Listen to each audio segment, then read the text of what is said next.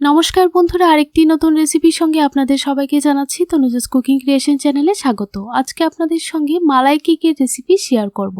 Normally কিন্তু আমরা cake খেয়ে থাকি, কিন্তু এই রকম কেক আমরা কোনোদিনই খাইনি। একবার অবশ্যই বাড়িতে ট্রাই করে দেখবেন, খেতে কিন্তু দুর্দান্ত লাগে। আমি কেক থেকে এক পিস কেক কেটে দেখিয়ে দিচ্ছি কতটা স্পঞ্জি হয়। মাত্র 1 কাপ সুজি দিয়ে এই স্পঞ্জি কেকের রেসিপিটি তৈরি করে নিতে পারবেন। খেতে দুর্দান্ত লাগে আর খুবই কম সময়ে এবং কম উপকরণ দিয়ে বাড়িতে তৈরি করে নিতে পারবেন। আসুন তাহলে রেসিপিটি দেখে নেওয়া যাক। এখানে একটা বাউল নিয়ে নিলাম, বাউলের মধ্যে 1 কাপ সুজি নিয়ে নিচ্ছি। আপনারা কেকটা কতটুকু বানাতে চান সেই পরিমাণটা বুঝে সুজিটা নিয়ে নেবেন। এবার হাফ কাপ দিয়ে দিলাম চিনি। যতটুকু সুজি নিয়েছি তার অর্ধেক দিয়ে দিলাম চিনি। এবার 1/3 কাপ দিয়ে দিলাম ময়দা। ভালোভাবে শুকনো উপকরণগুলিকে একটা হ্যান্ডউইচের সাহায্যে মিশিয়ে নিতে হবে। আপনারা চাইলে হ্যান্ডউইচের পরিবর্তে একটা কাঁটা চামচের সাহায্যেও ভালোভাবে মিশিয়ে নিতে পারেন। তো দেখুন ভালোভাবে মিশিয়ে নিয়েছি। এবার 1 কাপ নিয়ে নিলাম উষ্ণ গরম দুধ। দুধটা অল্প অল্প দিয়ে ব্যাটারটা তৈরি করে নেব। এখানে আমি হাফ কাপ দুধ দিয়ে দিলাম। দুধটা দিয়ে ভালোভাবে ব্যাটারটাকে তৈরি করে নিতে হবে। যেহেতু এখানে আমি সুজি দিয়ে কেকটা তৈরি করব, তাই প্রথমে অল্প দিয়ে ব্যাটারটা তৈরি করে নেবেন। তারপর সুজিটা ফুলে গেলে আরও অল্প একটু দুধ অ্যাড করে দিতে পারেন। এবার 1 টিস্পুন দিয়ে দিলাম বেকিং পাউডার। বেকিং পাউডারটা দিয়ে ভালোভাবে কেকের ব্যাটারটাকে ফেটিয়ে নিতে হবে। প্রায় 5 থেকে 6 মিনিটের মতো কেকের ব্যাটারটা আমি ফেটিয়ে নিয়েছি। আপনারা যদি হ্যান্ডউইচ না থাকে তাহলে কাঁটা চামচের সাহায্যেও ফেটিয়ে নিতে পারেন, তবে একটু সময় নিয়ে কাজটা করতে হবে। কেকের ব্যাটারটা ফেটানো হয়ে গেছে। এবার একটা কেকের মোল নিয়ে নিলাম। কেকের মোলটার মধ্যে খুব ভালোভাবে অয়েল গ্রিস করে নিয়েছি। তারপর একটা বাটার পেপার লাগিয়ে বাটার পেপারটার উপরেও অয়েল গ্রিস করে নিয়েছি। এবার উপর থেকে কেকের ডোটা দিয়ে দিচ্ছি। আর কেকের ডোটা দেখেই বুঝতে পারছেন কনসিস্টেন্সিটা কীরকম রাখতে হবে। খুব বেশি পাতলাও না, খুব বেশি ঘনও না। এবার পুরোটা কেকের ব্যাটার দিয়ে দিলাম। হাতের সাহায্যে একটু ট্যাপ করে দিচ্ছি যেন কোনো বাবলস না থাকে। এবার চুলার মধ্যে একটা কড়াই বসিয়ে হাফ গ্লাস জল গরম করে নিয়েছি। তারপর এই রকম একটা কেকের স্ট্যান্ড বসিয়ে দিলাম। এবার কেকের স্ট্যান্ডটার উপর কেকের মোলটা দিয়ে দেব। একটু সাবধানে কেকের মোলটা দিয়ে দিতে হবে, হাতের মধ্যে যেন গরম না লাগে।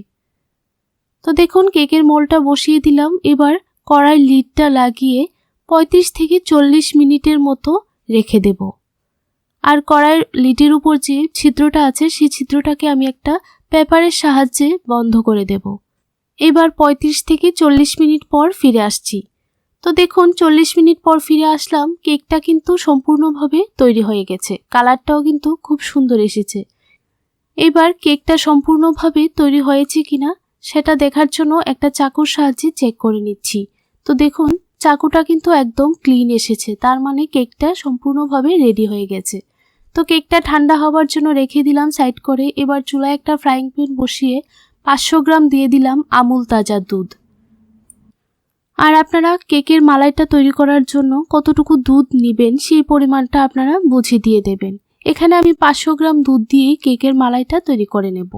অনবরত নাড়াচাড়া করে দুধটাকে ঘন করে নিতে হবে। তো দেখুন 10 মিনিট পর একটু দুধটা শুকিয়ে গেছে। এবার হাফ কাপের মতো দিয়ে দিলাম চিনি। যেহেতু আমি কেকের মধ্যেও চিনি ব্যবহার করেছি, তাই চিনির পরিমাণটা অবশ্যই আপনারা বুঝে দেবেন। এবার আরও ভালোভাবে 5 থেকে 6 মিনিটের মতো নাড়াচাড়া করে একটু মিশিয়ে নেব। তো দেখুন দুধটা কিন্তু মোটামুটি ঘন হয়ে গেছে। আর একটু সময় রান্না করে তারপর নামিয়ে নেব।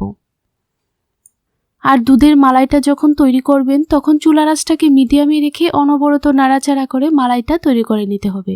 মালাইটা তৈরি হয়ে গেছে। এবার একটা সাইড করে রেখে দিলাম।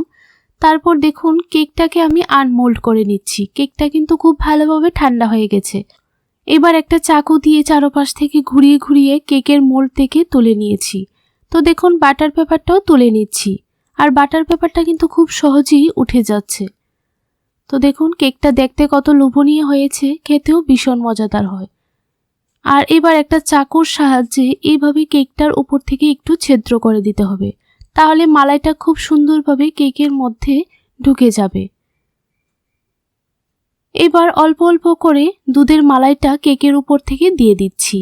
তারপর 5 থেকে 6 মিনিটের জন্য রেস্টে রেখে দেব, তাহলে খুব ভালোভাবে মালাইটা কেকের মধ্যে ঢুকে যাবে।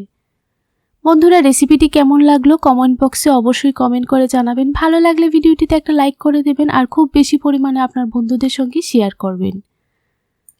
উপর থেকে মালাইটা দিয়ে দেবার পর কিছু ড্রাই ফ্রুটস দিয়ে দিচ্ছি, কিছু কাজু, কিছু চেরি ফল এইভাবে টুকরো টুকরো করে কেটে দিয়ে দিলাম।